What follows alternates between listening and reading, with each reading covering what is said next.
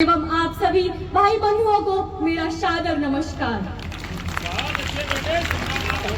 मैं भाग्या अवस्थी आज नारी सशक्तिकरण मिशन शक्ति का प्रतिनिधित्व करते हुए अपने विचारों को अग्रसर करते हुए आज आधुनिक भारत में नारी की भूमिका का संचालन करती हूँ। मान्यवर, आज की आधुनिक नारी क्या है? मैं कहूंगी कि आज की आधुनिक नारी जब जमीनी स्तर से अपने जीवन को प्रारंभ करती है तो वो अनेक तृष्णाओं, अनेक कठिनाइयों को पार कर संघर्ष के साथ जब भारत के शीर्ष पद पर पहुंचती है तो वो माननीय महोदया द्रौपदी मुर्मू का उदाहरण प्रस्तुत करती है।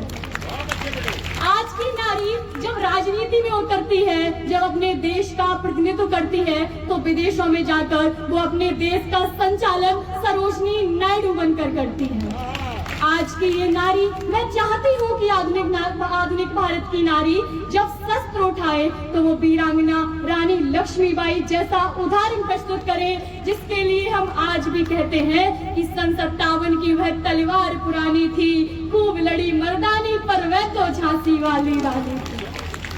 आज की नारी अपने स्वाभिमान के साथ जिए और जब वो गीत संगीत के क्षेत्र में बढ़े तो वो लता मंगेशकर सा उदाहरण प्रस्तुत करे।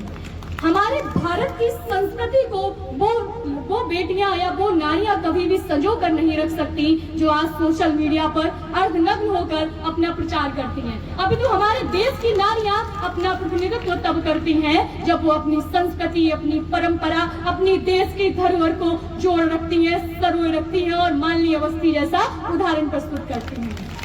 आज की आधुनिक नारी यदि प्रेम में पड़ती भी है तो वो प्रेम में पड़कर आत्महत्या जैसे कदमों को कभी भी ना उठाए, अभी तो वो प्रेम में जाती है और उसे कहीं ना कहीं धोखा मिलता है तो आधुनिक भारत की मीरा महादेवी वर्मा सा उदाहरण प्रस्तुत कर सकती है।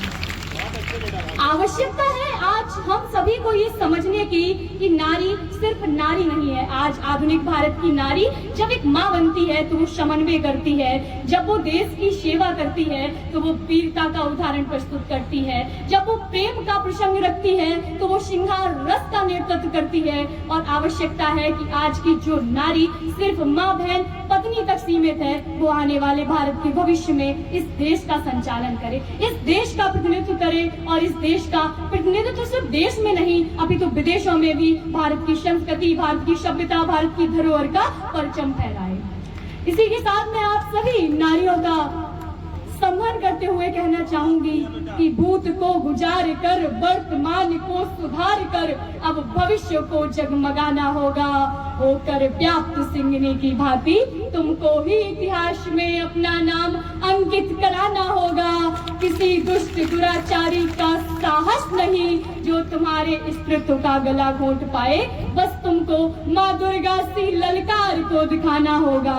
अरे करुणा और सेवा की भावनाओं से ओतप्रोत हो तुम, किंतु अब तुमको स्वाभिमान की परिभाषा बनना होगा। वीर और वीरांगनाओं की वंशजा हो तुम, वीर और वीरांगनाओं की वंशजा हो तुम। अब तुमको भी रणभूमि में कौशल दिखाना होगा और अपनी इन चूड़ियों को अपना हथियार बनाना होगा।